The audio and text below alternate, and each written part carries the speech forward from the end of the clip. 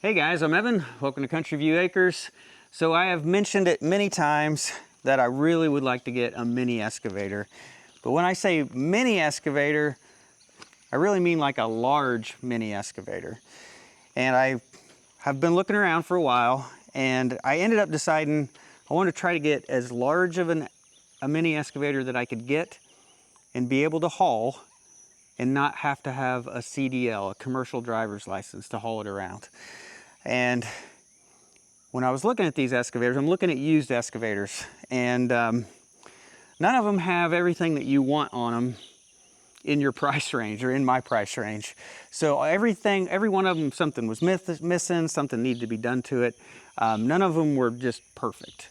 So I did end up purchasing an excavator last week, and it is right here behind me.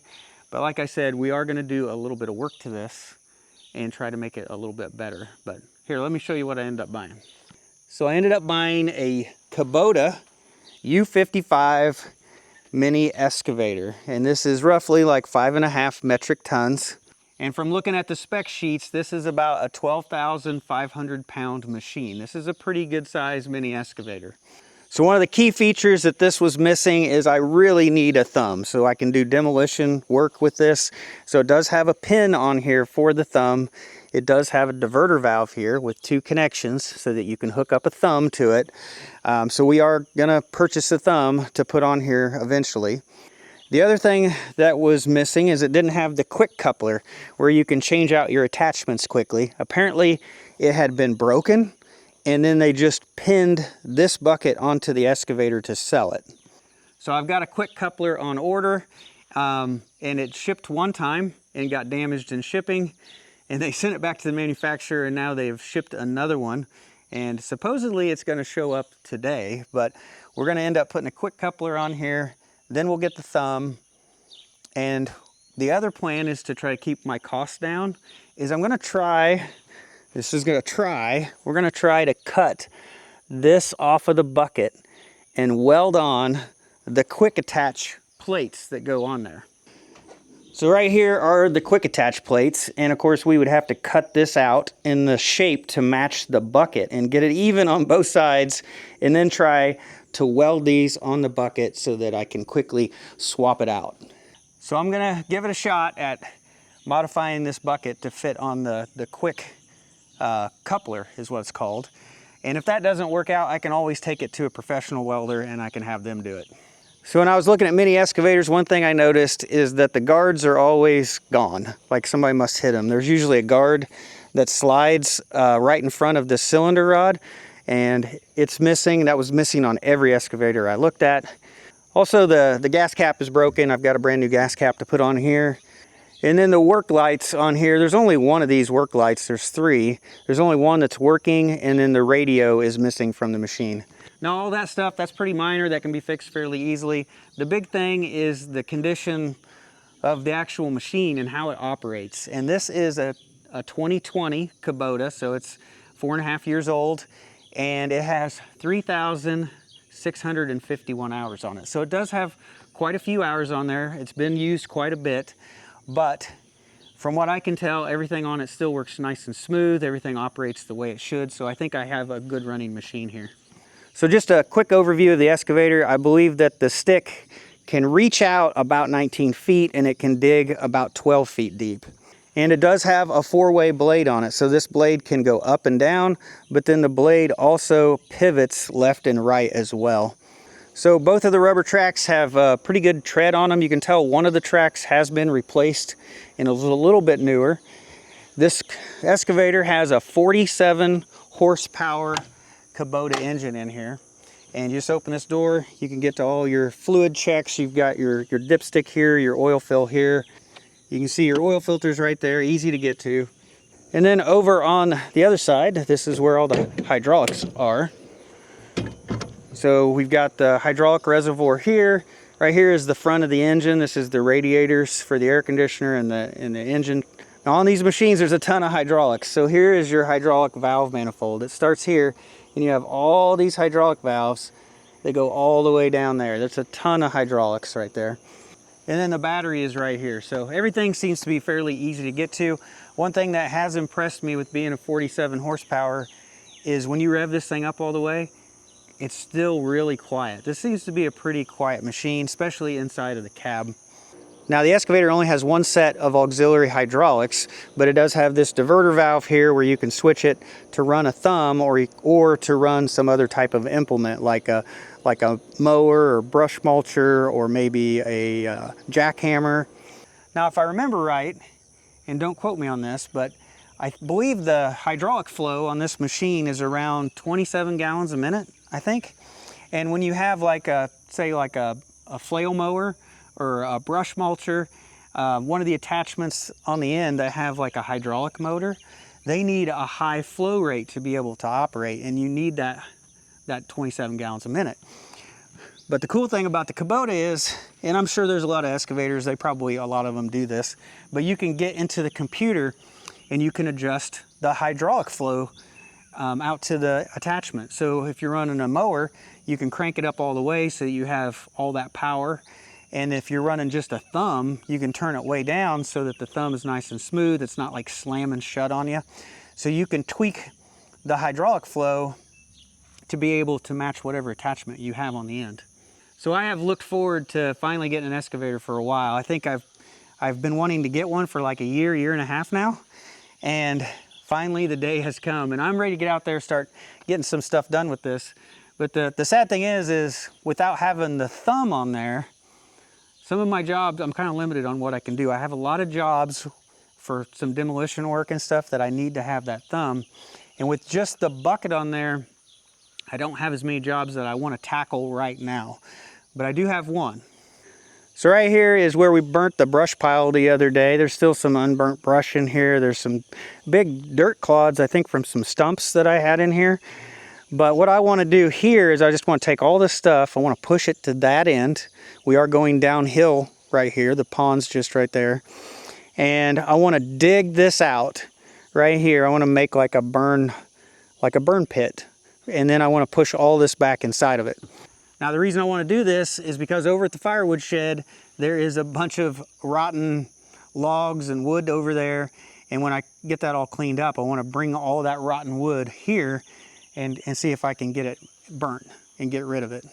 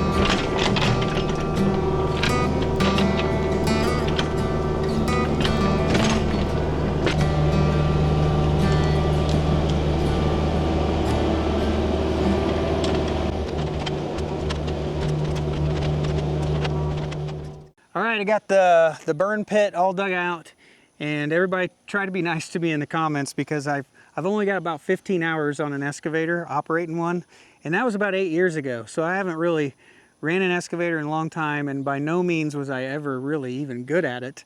So I've got a lot of practice to do. I've got a lot to learn, and hopefully give it a little bit of time, I'll get better at digging. So I've got the hole dug out about 4 feet down, and then I ended up digging a trench going that way. Remember, you can't tell it on camera, but this is on a slope. We're going downhill. So hopefully any water that gets in here will, hopefully the majority of it will just run out that way and then down toward the pond. And then I've put the extra dirt on the sides, and then I've built it up a little bit on this side, and that's to keep any rainwater coming down the hill. Hopefully the rainwater will run around it. Just trying to keep, do my best to keep this from turning into a pond. So all the rotten wood at the firewood shed that I plan on burning in here, I think we'll end up putting that in the dump trailer. And we'll haul that over here, and then I can back the dump trailer up right here, and then I can dump it directly into the pit. And then later on, once the pit gets filled up, or once we got everything over here, then we can try to burn it. So now that I've got the burn pit all dug out, I think I'm done using the excavator for today. Hopefully later today, that quick coupler for the end of the excavator, hopefully that will show up. And in an upcoming video, we can get it put on, and we can try to modify this bucket to make it to where it fits on the quick coupler. So not gonna mess with any of that today. So let's go ahead, and I think we're gonna head back up to the carport up front, and we're gonna start tearing it apart on the inside, getting it closer to be able to move. So what I want to get done is I want to remove this old wall right here. I want to take out the old platform for the goats, get the hay feeder moved out of here, remove all this wood off the wall. And then I've also got this like half wall framed up right here. I'll probably take all the metal off of it, save that metal because I can probably reuse it, and just get all the studs and everything out of there so it's completely open on this end. And after that wall's removed, I think the carport should be pretty much ready for us to be able to try to lift it up and relocate it over to the winter pasture. And we'll do that a different day. The big thing is just to try to get everything ready today.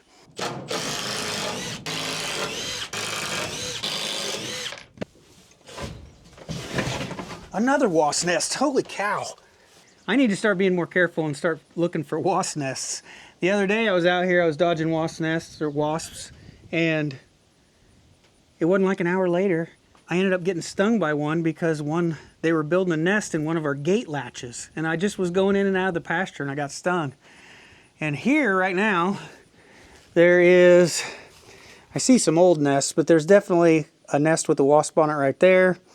And then off of the side of this board, right where I moved that board, there's a wasp nest right there. And just a quick glance under here, I see there's 2 wasp nests down there. There's probably some I can't see. Well, I guess I'm gonna head back and get some wasp spray. I actually bought 2 more cans of wasp spray the other day, and hopefully we can get most of these killed without getting stung.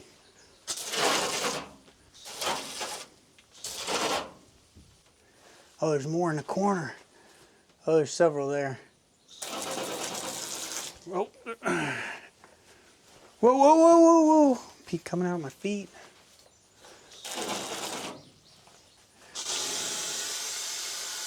That one's empty. Next. Oh man, I see at least 3 nests.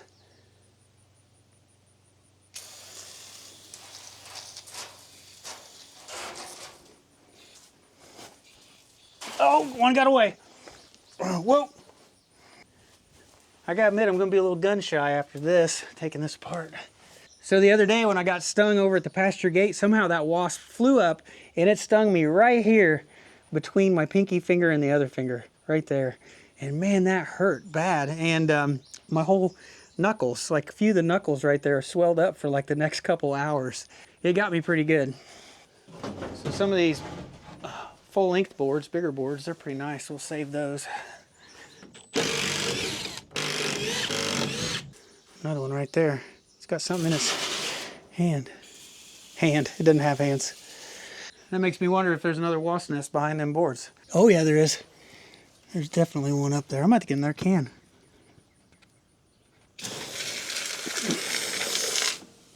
I'll tell you what, these cans don't last very long. I probably got one more shot with this one. This was a brand new can. Luckily I got one more, I just didn't bring it with me. Alright.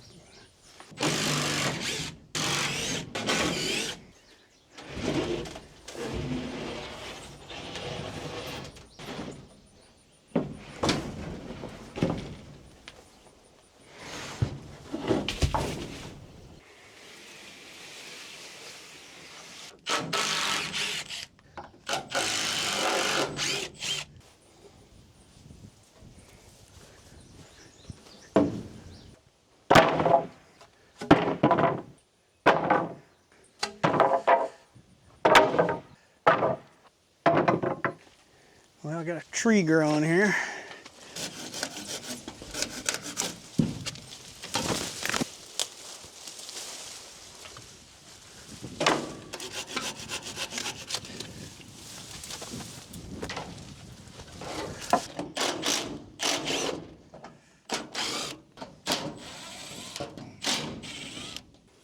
They're just everywhere.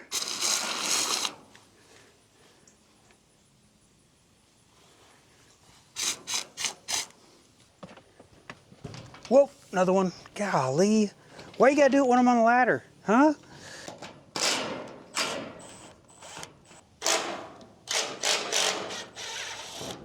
About 4 wasps inside swarming around.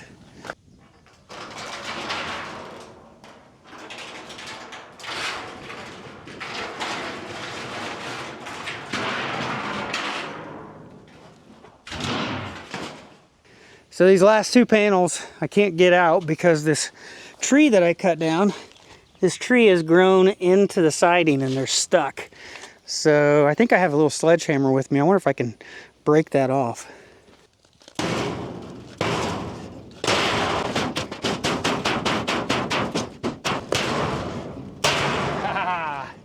About time.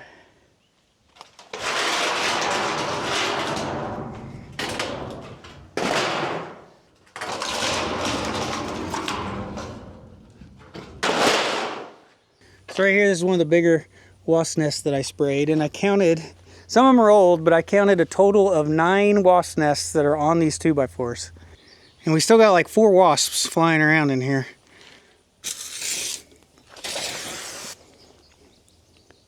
Where'd he go? I got him midair. He's dead. Well, that can's empty. When I got the ladder, I went ahead and I got another one, so I'm gonna be on my last can now. I kill them and there's still more come back. God.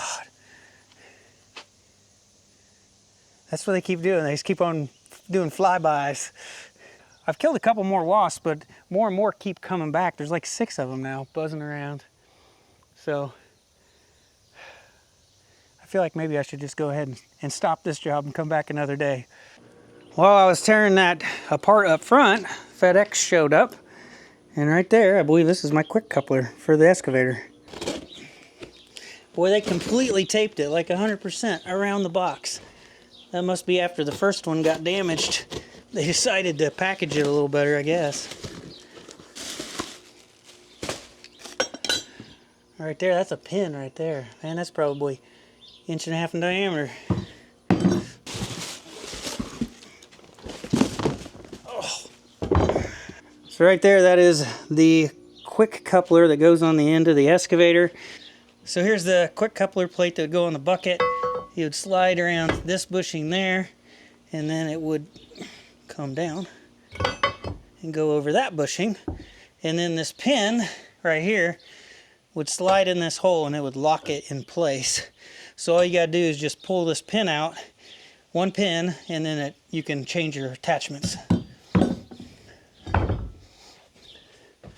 So in my last video, I had several people ask about the Toro lawnmower and whether we got it running or not, because this Kawasaki engine here on the back, this would kept on, like, it'd run for a little bit and then it kept on sputtering and would die, and you couldn't get it to run maybe 15 to 45 minutes before it would act up. And what we did is we've tried several things, but what we ended up doing is taking the gas tank out and this got dropped in the gas tank a couple years ago. It's a little vent cap, and we got this out of the gas tank, and this has ran fine ever since. And when Rebecca mows the whole property, it takes her about 4 hours, and she's mowed twice now. So it's ran for 8 hours, no problems. So I think that this issue is finally resolved. We have been fighting this since last year sometime, over a year. We have been fighting this engine, trying several different things. And of course, it's the last thing you try. It's the little thing that got dropped in the gas tank. That's got to be what the problem was.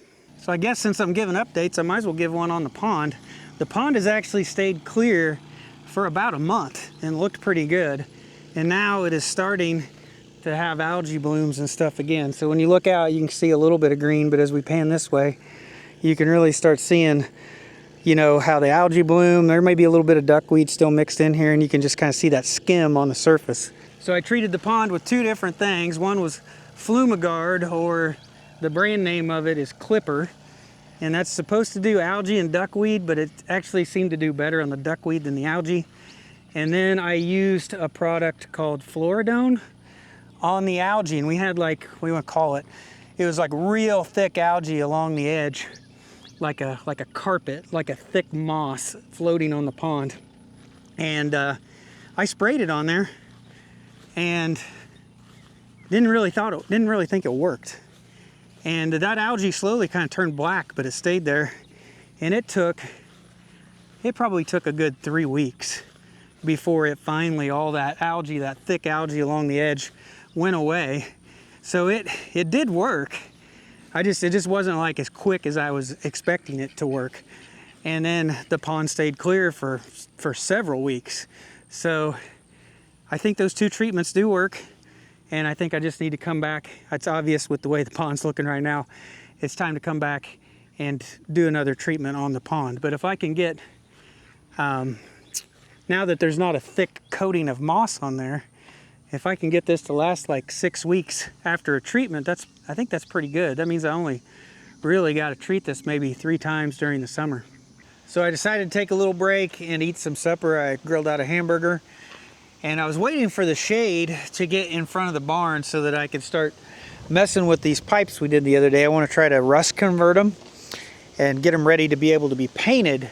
But in that time, we have had a line of storms come in. So I don't know. Let's look at the sky. You can see all these dark clouds coming in. You might hear some thunder in the background, but we are about to get nailed with some more storms, which I am not going to complain about. We have got rain twice now. We got like 1 inch the other day. We probably got another 1/2 inch after that. And looks like we're gonna get some more tonight. So I'm happy to get the rain. And the cattle, they're definitely happy with the cooler weather, that's for sure. The sun was just killing them. They didn't want to get out and eat at all. But yeah, I'm not gonna complain for the rain. We definitely need it. And but I think with the rain, I don't think I'm gonna get much more done today. So I think that's probably gonna wrap up this video. Probably a short video compared to my other ones, but it's been one of those days. I've had a lot of little things go on that haven't been in the video, but have taken up my time. But hopefully I can get some more done. Now that I got the coupler, I can take some measurements off of it. I can get a thumb ordered for the excavator, and then hopefully we can start making some modifications real soon. And the quicker I get that done, the quicker I can tear down the firewood shed and I can start on that project. And then hopefully pretty soon we're moving that carport as well. But I think, like I said, I think that's going to be it for this video. Definitely looks like we're going to get some rain tonight. But I hope you guys have a wonderful day, and I will see you in the next one.